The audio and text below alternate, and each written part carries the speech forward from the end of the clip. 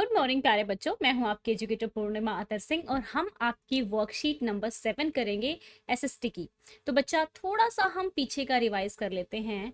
From trade to territories, यानी कि British जो कि हमारे यहाँ पर व्यापार करने के लिए आए थे, उन्होंने अब हमारी जो टेरिटरीज हैं, हमारे जो एरियाज हैं, उन पे भी अधिकार कर लिया। अब हुआ क्या था, पिछली वर्कशीट में हमने देखा था प्लासी का युद्ध हुआ था, बक्सर का युद्ध हुआ था। अब बक्सर के युद्ध के बाद ये लोग क्या करते हैं, बक्सर के युद्ध के बाद एक तो इनको बंगाल का दीवानी राइट मिल गया था, हमारे किसानों से ये रिवेन्यू लेने लगे थे। ठीक है, ये बात आपको याद होगी।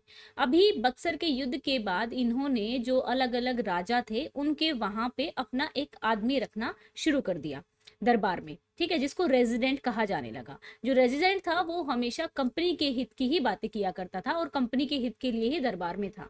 ठीक है, उसके थोड़े दिनों बाद इन्होंने क्या किया, एक सब्सिडरी अलायंस नाम की, जिसको कहते हैं कि एक संधि थी, ये एक तरीके से एक एग्रीमेंट था। ठीक है, जिसके तहत ना जो राजा होता था, जो पर्टिकुलर जहाँ पे जिस राजा के साथ ये संधि होती थी, ये अलायंस होता था जिस राजा के साथ, उसको अपनी फोर्स यानी कि अपने सोल्जर्स, अपनी सेना नहीं रखनी थी। अपनी सेना को क्या करना होता था, बैन कर देना होता था, अपनी सेना को खत्म कर देना होता था और इन अंग्रेजों की, ब्रिटिशर्स की सेना को रखना होता था।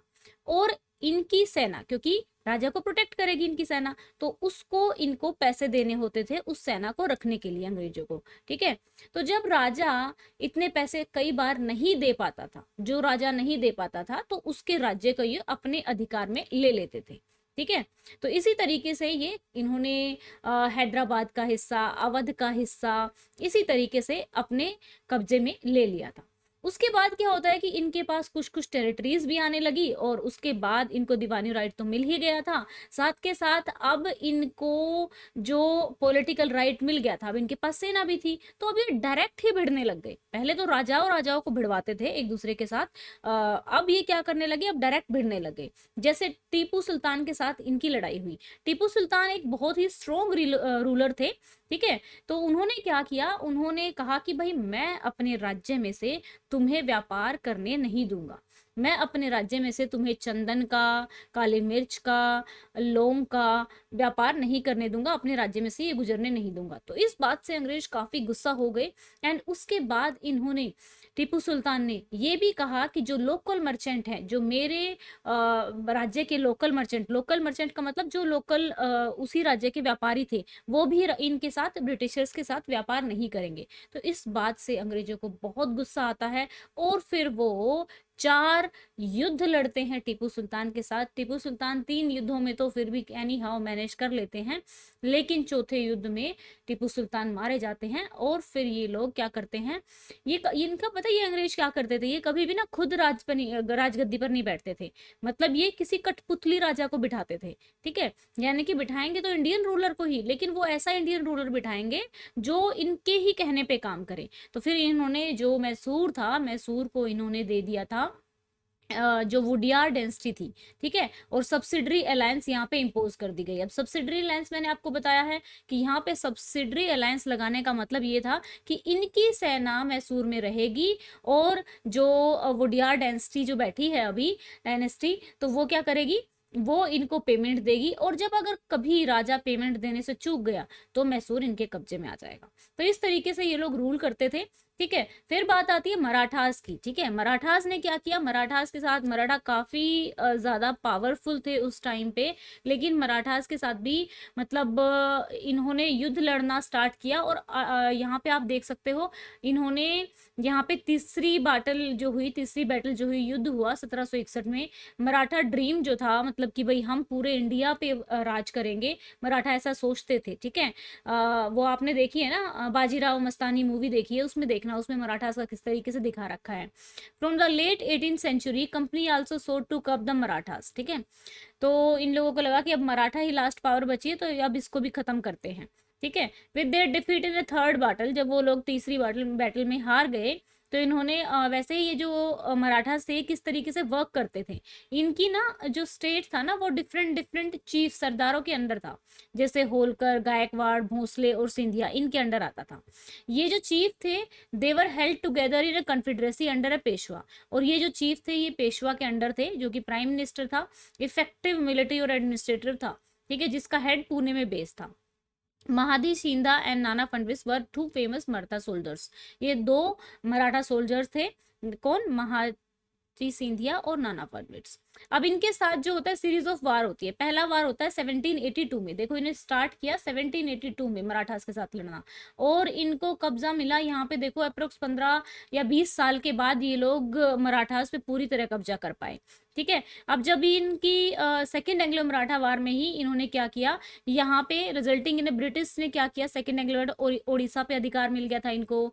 और जो यमुना के नॉर्थ का रीजन है, आगरा और दिल्ली का, वहां पे भी इनको अधिकार मिल गया था। ठीक है, पेशवा को हटा दिया गया था और उनको पेंशन पे भेज दिया गया था बिठूर में नियर कानपुर। ठीक है, the company now had a complete control over the territory of south and Vindhyas.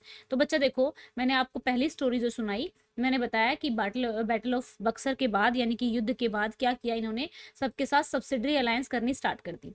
Subsidiary alliance का मतलब था कि जो इंडियन रूलर्स हैं वो अपनी आर्मी को इंडिपेंडेंट फोर्स नहीं रख पाएंगे, और अगर कभी, ठीक है, वो चूक जाते हैं पैसा देने से इस आर्मी को, ठीक है, तो इस आर्मी को मेंटेन करने के लिए तो इनकी जो टेरिटरी है ये लोग मिला लेंगे। Part of their territory was taken away, ठीक है, एज ए पेनल्टी।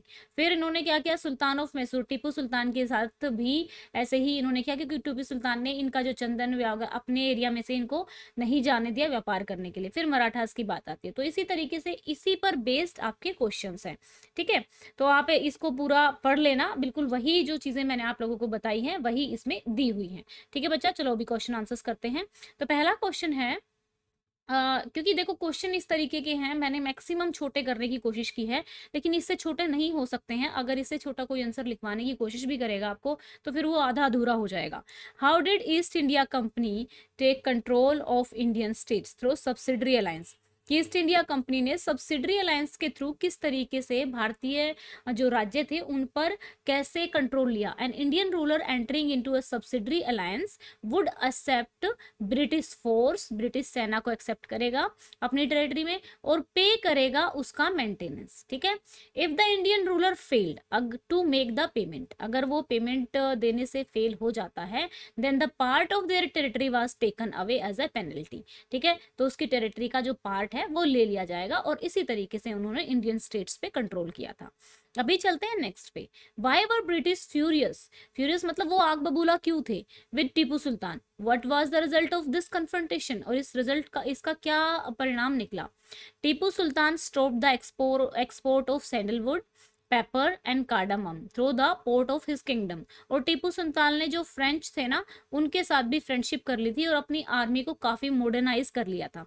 ठीक है, ड्यू टू दिस 4 वार्स, जो ये 4 वार हुए इसमें टीपू सुल्तान के साथ, ठीक है ना, मतलब इसी की वजह से 4 बार लड़े गए, और लास्ट में फिर बैटल ऑफ श्रीरंगपट्टनम हुई और लास्ट में टीपू सुल्तान भी मार दिए गए। ठीक है, उनकी भी वो भी मारे गए इस युद्ध में। तो ये रिजल्ट निकला था इनका। तो अभी चलते हैं नेक्स्ट पे। Which were the major densities of Maratha power? How was the confederacy ruled? जो मराठास की एक कन्फेडरेसी थी, जो सरदार थे उन सब की एक संघ बना हुआ था, जिसमें सिंधिया, होलकर, गायकवाड़ और भोसले थे।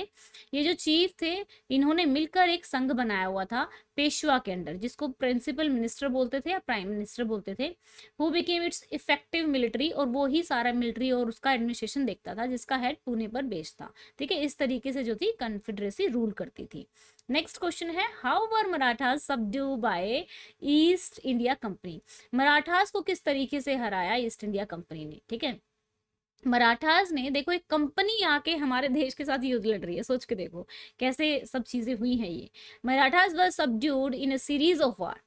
ठीक है, मतलब एक सीरीज ऑफ वार हुआ, जैसे कि मैंने आपको बताया इन्होंने 1781 से स्टार्ट करके 1817 तक, यानी कि इनको 20-25 साल लग गए मराठास को ही कंट्रोल करने में, पूरी तरीके से विजय पाने में वहां पे। ठीक है, तो यहाँ पे हमारा क्या हो गया, the second war resulting in the British gaining Orissa. Second war में इनको उड़ीसा पे इन्होंने राज पा लिया था, और आगरा पे और कुछ पार्ट ऑफ दिल्ली पे। फाइनली थर्ड एंग्लो में जो 1870 में हुआ, मराठा पावर जो है पूरी की पूरी जो है एक तरीके से पावर जो है क्रश हो गई थी, मतलब पूरी तरीके से ये हार गए थे।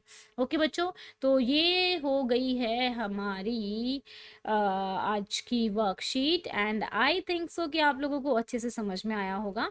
बच्चा, अगर आपको मेरे पढ़ाने का तरीका अच्छा लगता है, वीडियोस अच्छी लगती हैं, तो वीडियोस को लाइक किया करो एंड चैनल को सब्सक्राइब करना अगर अभी तक आपने सब्सक्राइब नहीं किया है तो, ठीक है।